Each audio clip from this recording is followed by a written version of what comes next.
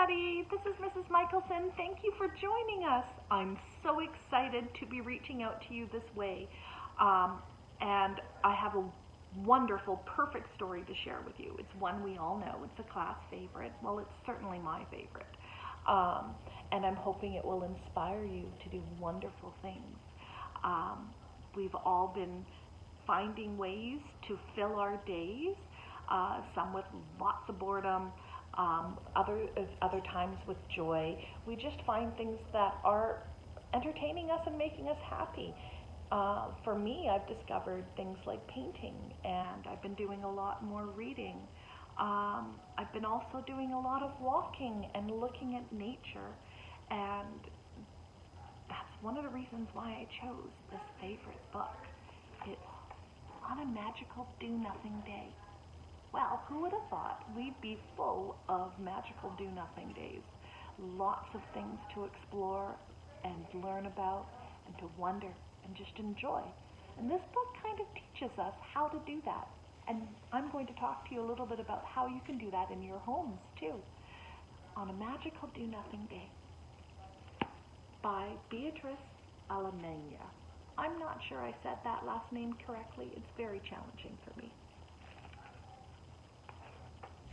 For Francesca, who sees the world shine through stones, and for the tiny and big mimosa.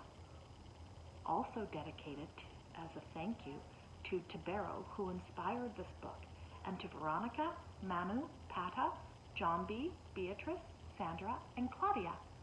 It's so important to remember who we are grateful for. There have been so many people that help us whenever we do any little thing, and being grateful and thankful for their help is one of the ways that we appreciate all the help that we've been given. Now, can you see all the little creatures on her? On a Magical Do-Nothing Day. Here we were again, me and Mum in the same cabin, the same forest, the same rain. Dad back in the city. What do you think about this house? How does it look? Does it look like a cozy place? Does it look like a frightening place?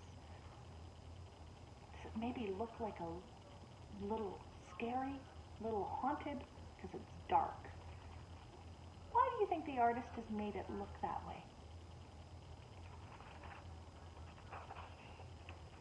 Mum sat at her desk quietly writing, while I destroyed Martians. Actually, I was just pressing the same button, over and over.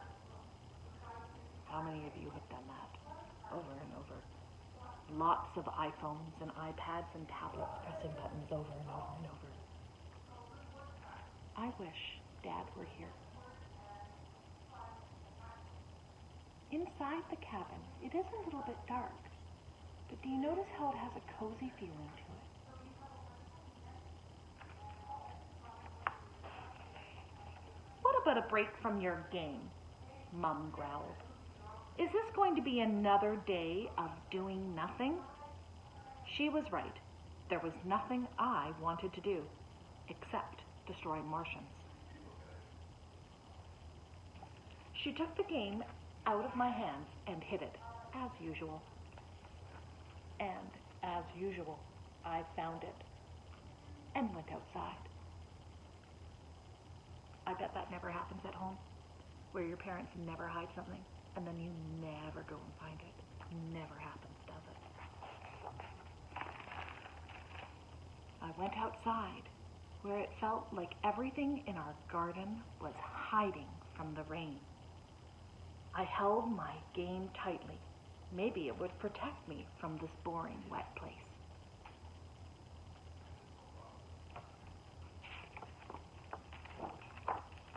I walked down the hill. There's so much rain coming down. Have you ever put your hood over your head, almost like you were trying to hide from the rain, saying, "Rain, rain, go away"? Yeah, it's not always the best feeling. At the bottom of our path, I saw some flat rocks in the pond. The rocks were round, like the heads of little Martians. I wanted to jump on them and crush them. Notice how she's making a connection with her game. Yeah, everything outside is reminding her of the Martians.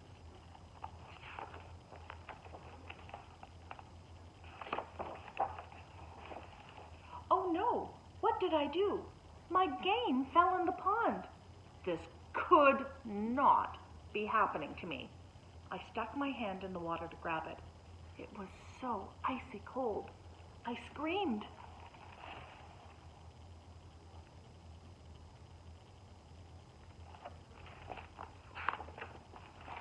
Without my game, I had nothing to do. The rain felt like rocks were hitting me. I was a small tree trapped outside in a hurricane. Oh, what was that an example of? That was an example of a metaphor. I was a small tree trapped in a hurricane. And she looks very sad.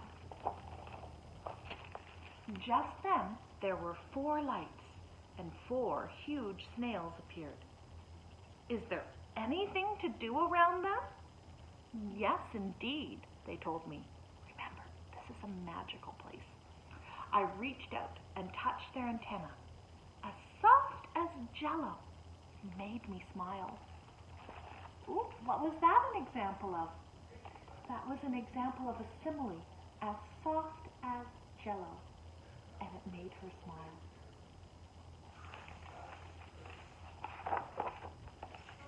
So I followed them down a path and found dozens of mushrooms. The air was so damp.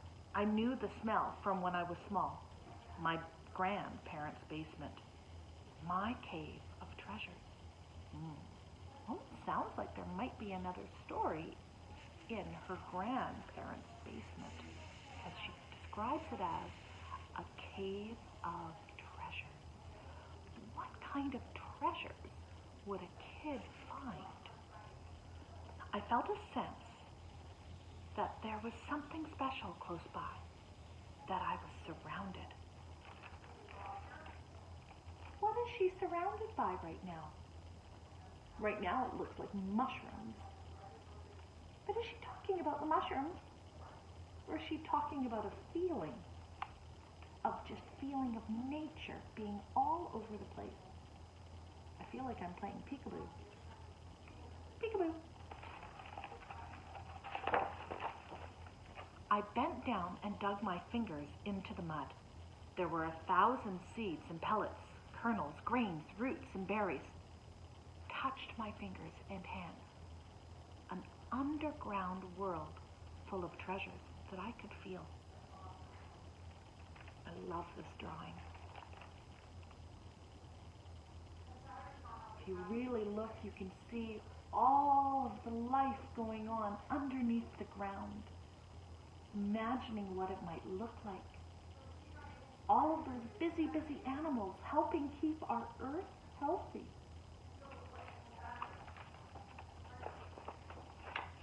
I looked up at the sky. Sunbeams fell down through a giant strainer and blinded me. I thought I heard the beat of drums from far away, but that sound was my heartbeat. The heartbeat is kind of like a drum. It's like you've got your own drum all the time that you're marching to. The beat of your own drummer. That's marching to your heart. And if her heart is beating fast and she's feeling joyous, I think that she's having a wonderful day. I felt filled with energy and began running fast. So fast, I fell down the hill.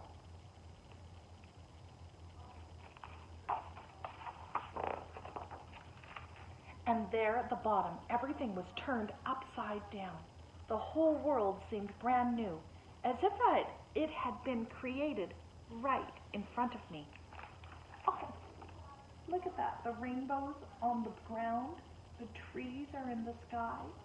What would your world look like if suddenly you fell down and everything was upside down? That could be a fun drawing activity. I climbed a tree and looked out as far as my eyes could see. I breathed in air until my lungs were bursting. I drank the raindrops like an animal would. I'll show these three.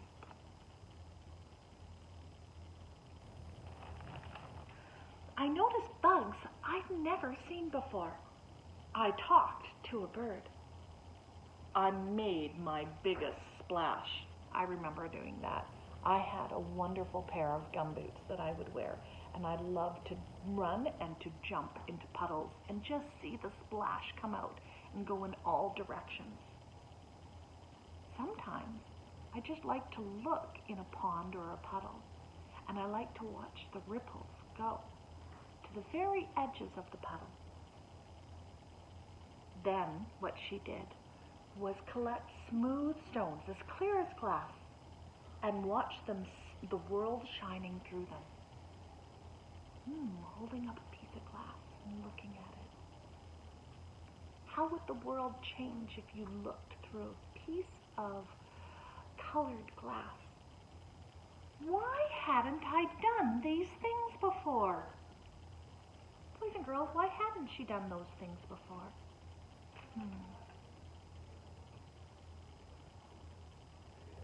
Maybe she was playing too much on her iPhone, too much pressing the same buttons over and over and over again. What would happen if you stopped and put down your phone and you just took a moment to look outside your window or to go and touch a little bit of grass? Look at the animals. See what happens when you do that.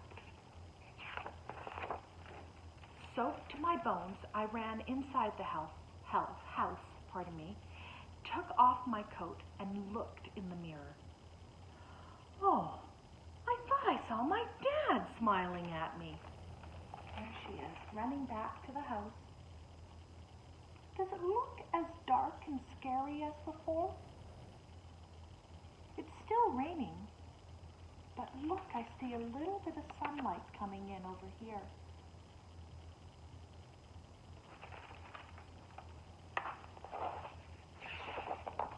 My mother was there, still writing, but now she looked different, like one of the creatures outside.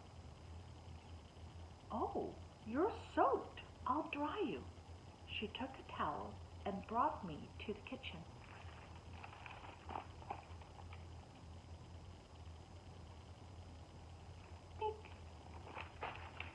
I felt like giving her a big hug.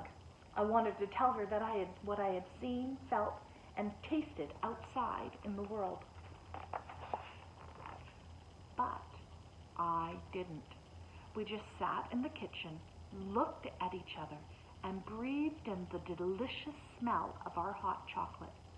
That's it. That's all we did on this magical do-nothing day.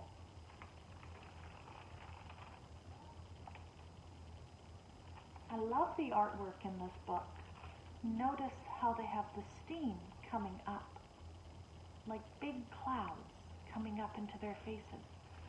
That used to be one of my favorite things to do. Well, it actually still is one of my favorite things to do. To go out on a rainy day or a snowy day or a sunny day, and any day in fact. But what's special about going out on a snowy and rainy day is you get to come back inside and get warm. And one of my favorite things to do is to make a tea or a cup of hot cocoa, just to sit and get all warmed up and think about all the things I saw when I was outside, all of the wonderful things I saw. So, boys and girls, my challenge to you today is to be like the little girl in our magical do-nothing day and take some time to observe the world around you. If you can't find any nature to get out into, what you can do is just sit and look out your window. I've got a wonderful window to look out right from here. and I can watch the clouds go by. I can watch what the sunlight looks like when it's on the grass or through the trees. I can just watch, and maybe I can see shapes in the clouds. Or maybe I just want to sit and just stare and daydream while I look at the clouds. There are so many wonderful ways to fill a day.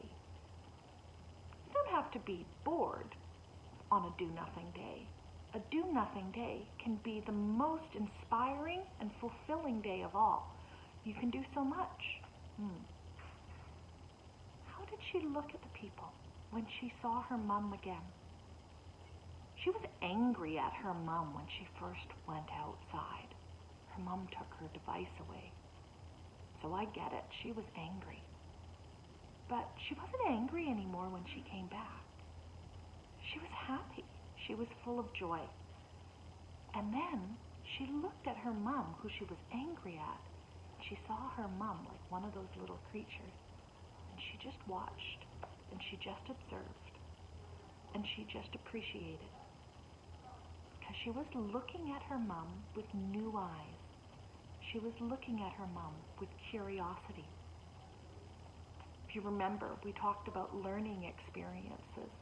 And when we involve our five senses, we are actually activating in our brains so much to happen. We're activating learning connections to happen. That's my example of the learning connection. All happening in your brain. And you get the most learning in your brain, and you grow the most in your brain when you're using your five senses. Remember? Smell, touch, taste, sight, and sound. So I want you to think about those five things that you can do to increase your learning. And it can happen when you're just sitting in your living room.